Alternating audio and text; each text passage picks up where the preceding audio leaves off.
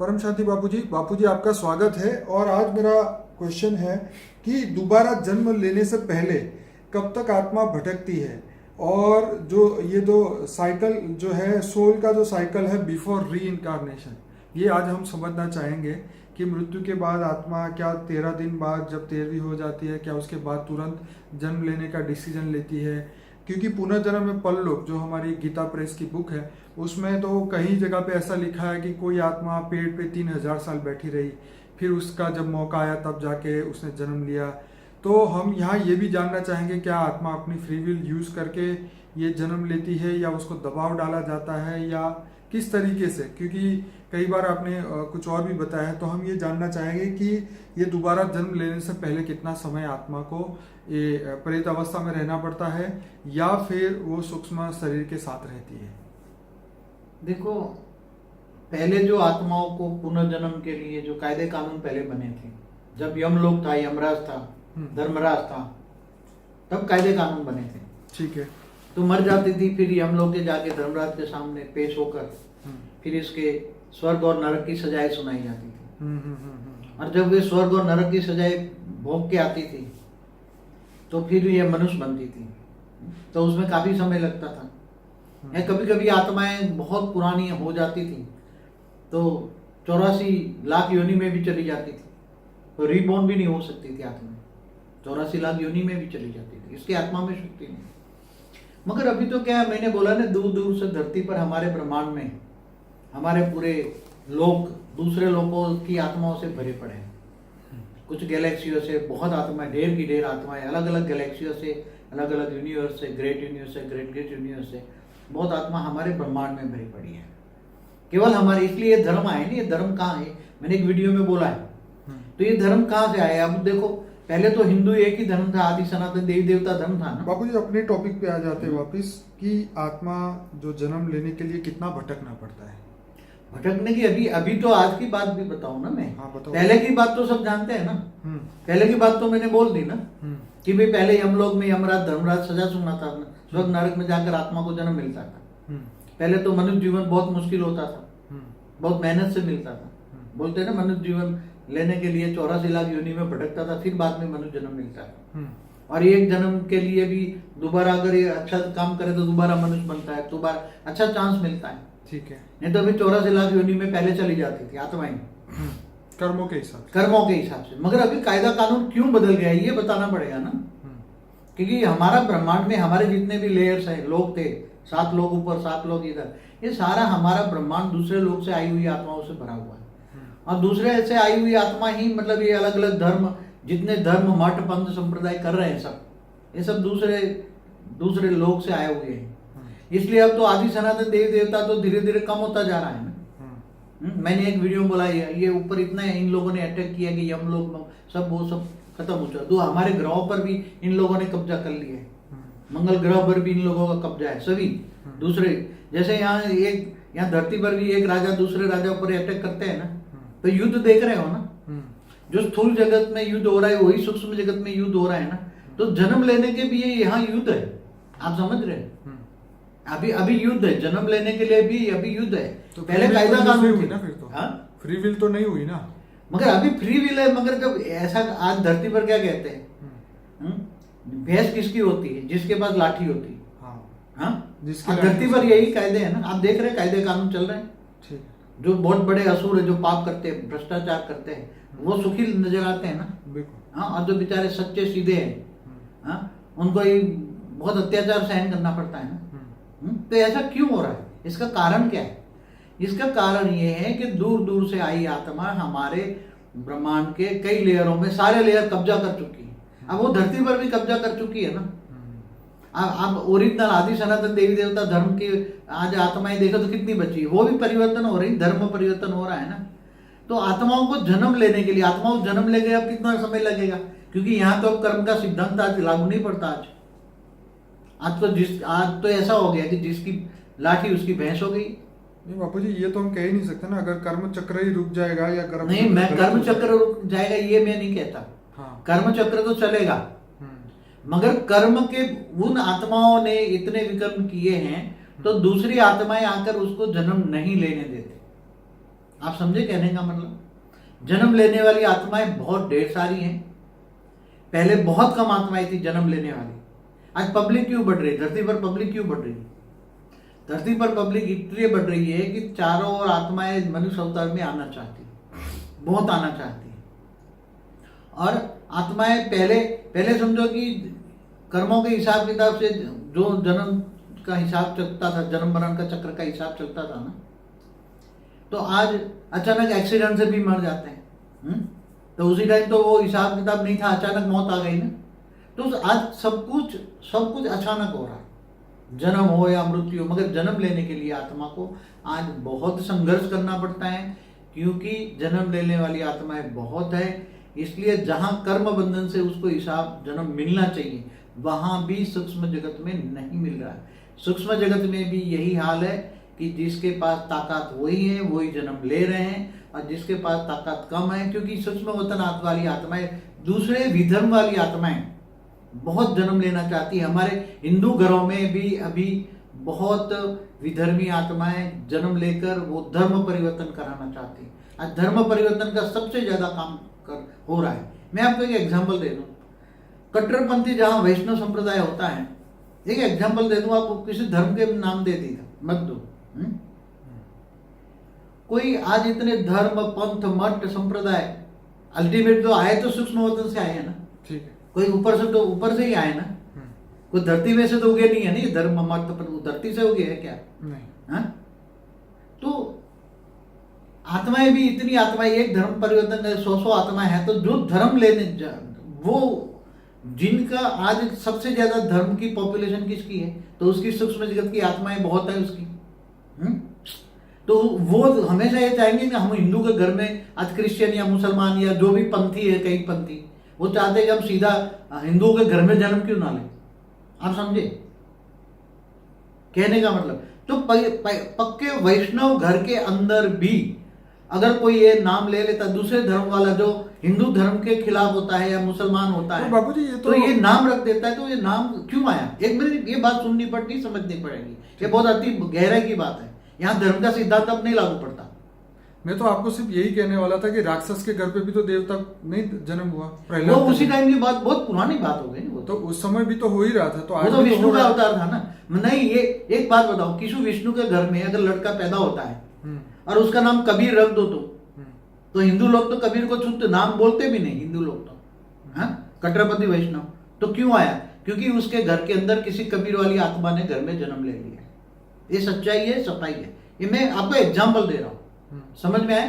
किसी हिंदू के घर में आज कैसे नाम देते? मुसलमान का नाम रख दिए। क्यों? उसके घर में मुसलमान वाली आत्माएं हैं।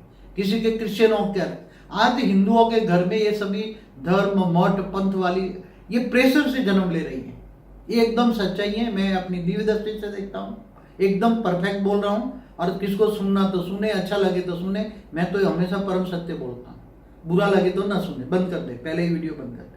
क्यों? क्योंकि ये परम सत्य है। ये पुरानी फिलोसफी खत्म हो गई।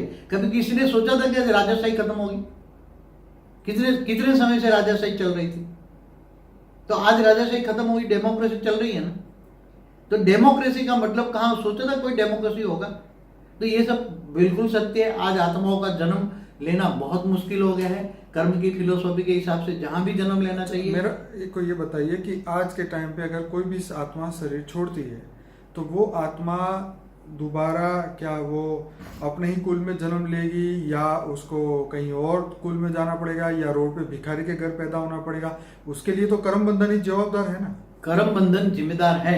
जैसे किसी ने बहुत बड़ा पैसे वाला था, बहुत पाप किया, अब उसको किसी भिखारी के घर में जन्म लेना है, ठीक है ना। भिखारी के घर में तो वो जन्म लेने को तैयार नहीं है ना। आप समझे ना कहने का मतलब? वो तो ढूंढेंगे ना। मैं अभी दोबारा साहूकार था, तो संस्कार तो साहूकार के पड़े है ना, अंतमति सो गति। पहले तो वो जन्म लेने को तैयार नहीं होगा अपने घर में। घर पे तो बापूजी वैसे कोई लेने को तैयार नहीं है ना। फिर भी लोग ले ही रहे ना। फिर भी ऐसी आत्माएं ले रही हैं जन्म कि जिनको चलो कहीं ना कहीं जन्म तो मिलता है, मनुष्य अवतार में जन्म तो मिलता है ना। इसलिए गरीब ज्यादा संख्या आज बढ़ा रहे, सबसे भारत में गरीब। वो उनका प्रॉब्लम है। हम तो यहाँ ये बात कर रहे हैं कि ये आत्माओं की बात कर रहे थे कि जो आत्मा ने यहाँ शरीर छोड़ा, उसको दोबारा क्या वो अपनी फ्री विल से जन्म लेता है या नहीं लेता, क्या वो सूक्ष्म मगर तंत्र अभी में फ्री बैठता विल है? नहीं चल रही है, मैं यही तो समझाना चाहता हूँ। ठीक है, आत्माओं में क्या आज मनुष्य आत्माओं में, तो फ्री विल नहीं चल रही तो कोई और फोर्स कर रहा है, इसका मतलब ये हुआ ना। मैंने हमेशा बोले कि एक वीडियो में बोला है कि आत्मा किस दूसरे में प्रवेश करके बोल भी क्यों नहीं सकती, क्योंकि उसमें दूसरी भूतों ने, आत्माओं ने पकड़ा है, तेरे को यह जन्म नहीं लेना है, ये नहीं बोलना है, ये नहीं करना है। जो स्थूल जगत में हो रहा है वही सूक्ष्म जगत में हो रहा है, वही मैं कह रहा हूं। इसलिए खास वीडियो में यही प्रेशराइज कर रहा हूं कि आत्माओं को फ्री विल से मुझे अपने अपने समझो, जहां जिसने घर छोड़ा वहां अपने बेटे के घर जन्म लेना है, वहीं जन्म लेना है, मगर वो ले नहीं पाता। क्यों? क्योंकि उसके घर में 100 भूत बैठे हैं, मुझे यहाँ जन्म लेना है। उसे एक औरत के पीछे 100 भूत लगे हैं कि मुझे इसके, वो कहता है मुझे लेना है, वो कहता है मुझे लेना है, मुझे लेना है, मुझे लेना है, मुझे, सभी धर्म पंथ संप्रदाय वाले बैठे हैं भूत। तो जिसको जो जिसका हक बनता है कर्म और थियरी से, थियरी ऑफ कर्म के हिसाब से हक बनता है, मुझे यहाँ जन्म, मेरा हक है, ये मेरा घर है, ये मेरा घर है, मैंने बनाया, और मैं मेरे बेटे के घर में मैं जन्म लूंगा, या मेरी बेटी के घर में मैं जन्म लूंगा। मगर वो नहीं हो पाता है ना आज, क्योंकि वो जन्म नहीं ले पाता। फिर दूसरे धर्म वाला उसके अंदर जन्म लेके आ जाता है। फिर वो जो दूसरी आत्माएं बैठी हैं, तो फिर वो ज्यादा बहुत जन्म लेता है, बहुत जबरदस्ती अंदर 80-90 दिन में वो घुसते हैं ना आत्माएं गर्भ में, तो फिर उसको सारी रेज मार मार के फिर उसको गर्भपात भी करा देती। तो ये सब बहुत हो रहा है, सूक्ष्म जगत की बात कर रहा हूँ, और रियल प्रैक्टिकल मैंने अपनी दिव्य दृष्टि से कभी ऑब्जर्वेशन किया था। एक प्रश्न का जवाब में मैंने ऑब्जर्वेशन किया था ये सब क्या हो रहा है। कभी आपने पूछा था कि